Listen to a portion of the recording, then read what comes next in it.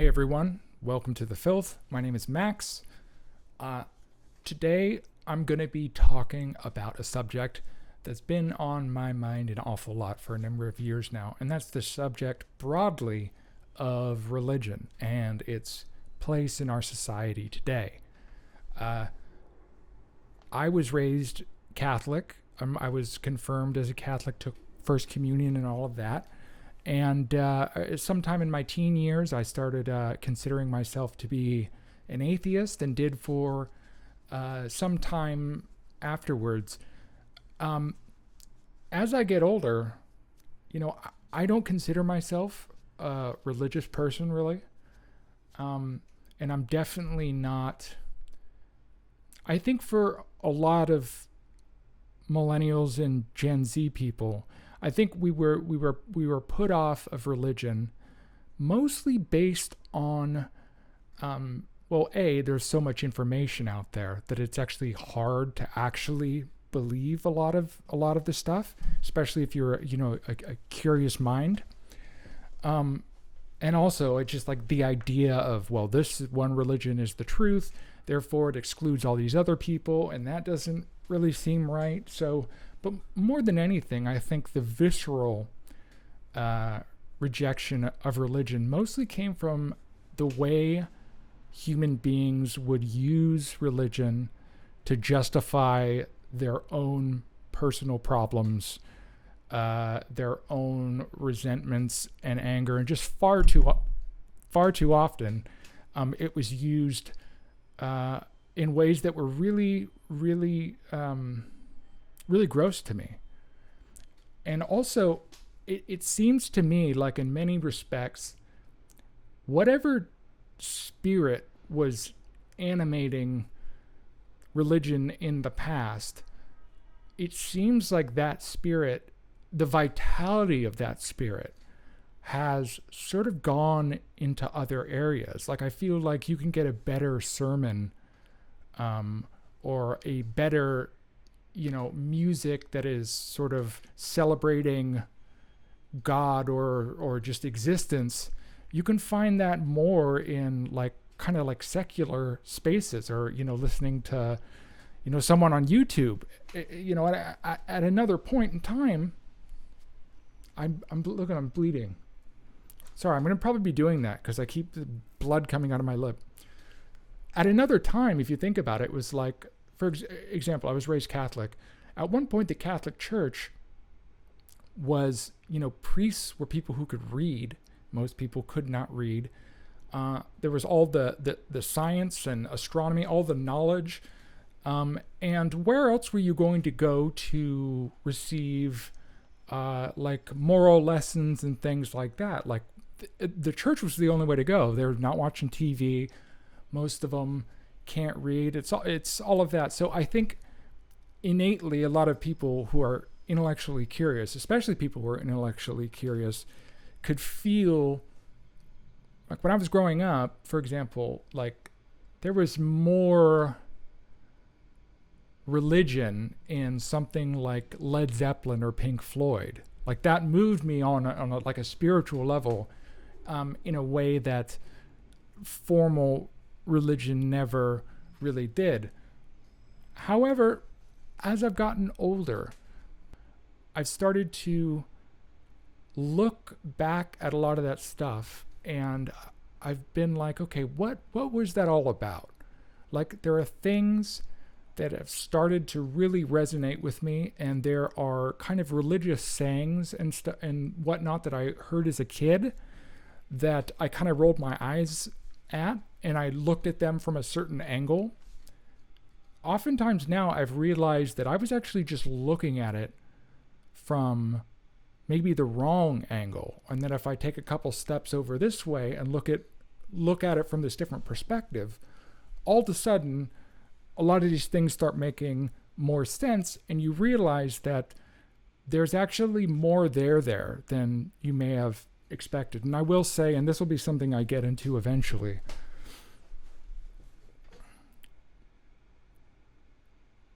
if I didn't discover God so much, as I've had experiences through sleep paralysis in particular, that people like that were absolutely terrifying. And I believe that something, maybe it's entirely psychological, but something was tormenting me and enjoying it. And that was undeniable because it was an experience. As an experience, it happened, right? And it's like, if I can have that powerful of an experience as negative, that there has to be another side to that. And just by kind of, just having a faith tradition that I was familiar with and already knew how to engage with, I've sort of started to integrate it back into my life and in ways that I don't think the average Catholic would look at me and be like, oh yeah, he's a believing Catholic. And that's okay with me. I mean, I've never been much for like joining groups. So that's what this video is really about. What I'm trying to do, and I think this is a project that in my eyes, first, this door was opened by like Jordan Peterson, as far as I'm concerned, and also before Joseph Campbell and Jung and stuff like that. These aren't entirely new ideas. There are like real, I think, noteworthy intellectual individuals who have really taken on the project of at least trying to reconcile these traditions that so many people have held sacred over centuries and millennia and our current scientific empirical understanding of the world. Now, has that been done super well?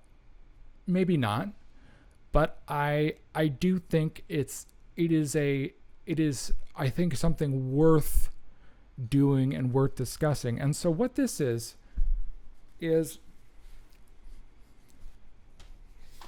I'm not in this video, I'm not trying to tell anyone that they should become a religious person, and I'm certainly not pointing to any particular faith tradition, and encouraging others to be part of it. What I am doing is I'm trying essentially to describe to someone who thought like me even 10, 15 years ago, a way of looking at this that helps them understand what religious people who are real believers are doing when they believe it.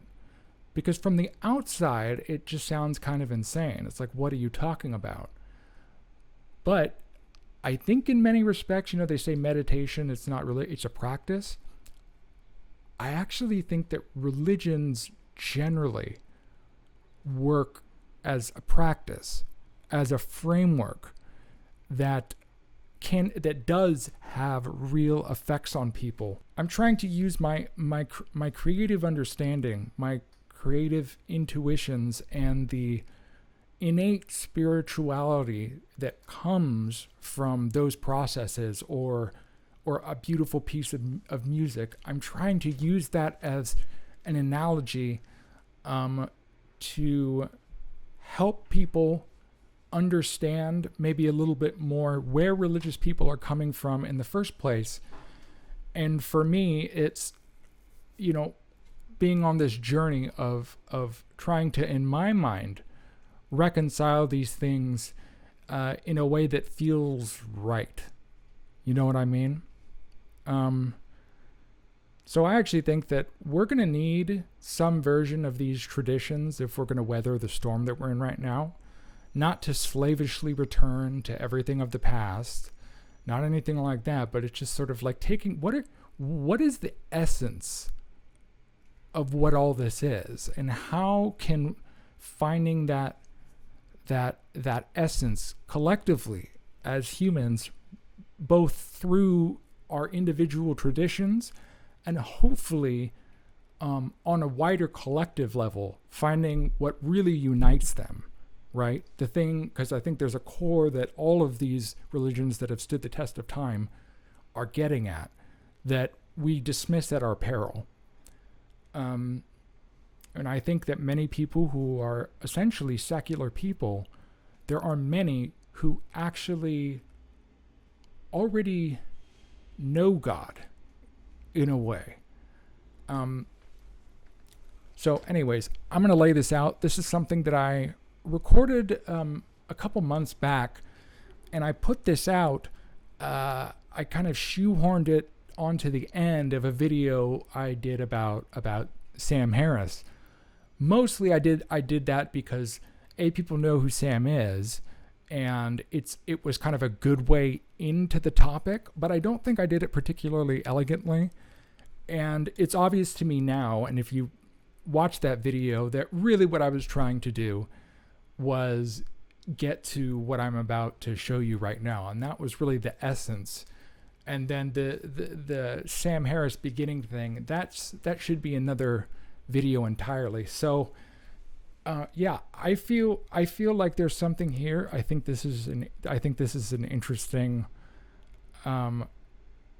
take, and I really hope that you guys enjoy hearing it. And please don't forget, if you like this video, please like it down there. It'd be great if you subscribe and enable the notifications and all that stuff. Or if you think this sucks, then you never have to see my face again. It's fine. Whatever the case may be, thank you for being here, and let me know what you think, because I'm putting these ideas out into the world, and it's like it needs to be a dialogue.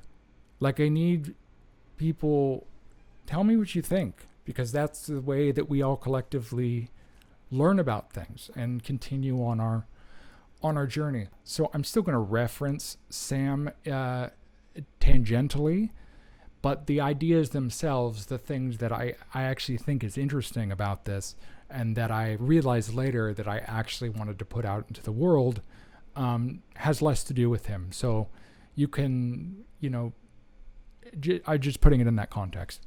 Anyways, I'm going to stop. Here's the actual video. And there's actually a bunch of stuff that I have to say. There's been some really strange, interesting things happening behind the scenes here, including I've had to take down some recent videos. But I'll get into that later. Anyways, enjoy. Thanks. My proposition is religion exists at the intersection of the observable and logical things that can be understood and communicated in words and in the language of music. Now, what do I mean by that? So, no one would argue that music can't have profound and meaningful effects. When you listen to the Moonlight Sonata by Beethoven, it tells you something. It speaks to you. It is emotion. It can fundamentally transform you. And yet, what is the empirical meaning of music? What is its actual content? The experience of the music itself, where it takes you, is the point. To analyze it on any other level is to miss the essence of what it is. The only way a person can ever appreciate music is to shut everything else off, find a place that's quiet or quiet enough, and just listen to it. Let it wash over you. Feel it. What I'd say to Sam or anyone else in the mindset of looking at religious claims literally and scientifically, that it's as absurd as trying to logically explain the meaning of a piece of music to you. I think on some essential level, to try to understand or engage with a religious practice by engaging with it in purely measurable, empirical means is like trying to engage with a piece of music by studying the shape of the waveforms or the specific frequency readings that appear when looking at an MP3 file on an audioscope. A good piece of music and the effect it has is one of the most essential aspects of being human. Music is kind of like the rhythms of the universe, and it can be very beautiful and very powerful. And then obviously there are things that are logical and concrete. So the point I'm trying to make is, wouldn't there also be a spectrum at play here in terms of different kinds of truth? Would there not be a space where we're both using concrete ideas, but then also doing things, saying things in order to evoke something or bring people inside in their heart to a certain place? A person doesn't come out of the womb knowing how to play an instrument. It's something that must be learned through the guidance of others in some form or another. Some people have a natural talent for music, while others struggle to even match the pitch of a single note. Regardless, we have a way of teaching people about music. If music is a language, which it is, then musical notation is the ideal way and the universal way to communicate musical ideas. Once a person can read music fluently, they can understand and, in a sense, hear music without even listening to it with their actual ears. And yet, some of the finest musicians to ever live, especially in the realm of popular music, can't read a single note of formal musical notation. It's just a series of, a piece of sheet music is just a series of incomprehensible shapes that don't communicate anything to them at all musically. Like, how can that be true? If learning to read music is the way that a person learns how to play, and one is intrinsically connected to the other, the conclusion that we come to, because there are people who can pick up music by ear, be it because of the circumstances they grew up in, or it's something innate to them. They just have a great ear for music naturally and a talent for music. But none of those people come out, or really no one comes out and says, we should throw away musical notation because musical notation is just some squiggly lines on paper. Like, that's not music. What are you talking about? This is music, see? This is this chord and that chord, and you just do, feel. Then all of a sudden, a lot of people just would never be able to pick up on that, or it would just be extremely confusing to them. It's clear that many, if not all of the lessons traditionally taught through religious stories and biblical principles can be learned through means other than the explicitly religious. But try to perform a symphony with a full orchestra without using musical notation, and you're probably going to have a serious mess on your hands. Why are you looking at this piece of paper? That's a piece of paper with words on it. What are you talking about? Showing a person a piece of music and calling that what the religion is about is to entirely miss the point of what music does. Music is supposed to be played. The playing of the music, both for the player and to the listener, is not about the sheet music or the theory. It is ultimately about what the music communicates to us on its own terms. Much in the same way, Sam thinks that the way that we should communicate moral ideas is something akin to, you should be good because it's good to be good, because if everybody's good, then things are gooder, And it's like, be quiet and meditate, dude. If you put a small group of people on the earth without any history of culture to speak of, humanity would create language and begin to make some kind of music almost immediately. and some kind of religious structure would appear. It's not something we can cast on and off, nor is it something we can ever fully understand. But it doesn't really matter at the end of the day. Religion necessarily integrates moral lessons and truths about being human in a way that doesn't simply assert what the answers are. It weaves so many important aspects of life into a single complex tapestry that people can truly feel and be moved by in unison with others. It's essential that religious practices can work at scale across large numbers of people and have multiple levels of resonance, each deeper than the next. At the core, however, they should still be relatively simple and easy to understand.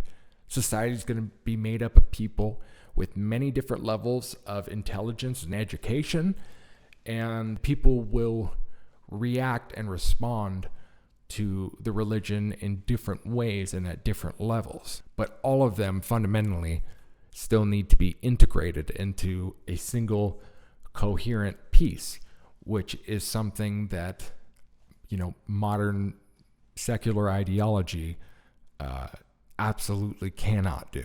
In Christianity, for example, you'll sometimes hear people say everyone has their own understanding of God. The unspoken thing being communicated there is that some people will have a very basic fairy tale understanding of religious stories. But out of respect for the greater harmony of the dance that's being initiated and the importance that it's coordinated in the same key and with the same tempo and with the same relative chord structure, they don't, go up to other people and start telling them that the way they understand religion is wrong, because it could entirely get them off that page, and all of a sudden they'll start creating all kinds of crazy music. I think these are fundamental human categories. There are still spirits and demons we deal with all the time. We think we've evolved past all of this stuff, but for example, what is the Beatles? Right? Where is the Beatles? Almost all of us, whether we like the Beatles or not, are aware of them. And if you were to go up to Paul McCartney now and point at him, and he's like, well, he's the Beatles, or he's part of the Beatles, it's like, no, that's yes, part of it, but that's just an old man. That's an individual. What it is in the context of society and the way that music has integrated itself into our society and all the iconography that comes with it, that crosses over into something else. Anyways, hopefully you got something out of that. I'm going to be back very soon. Thanks for watching, everyone.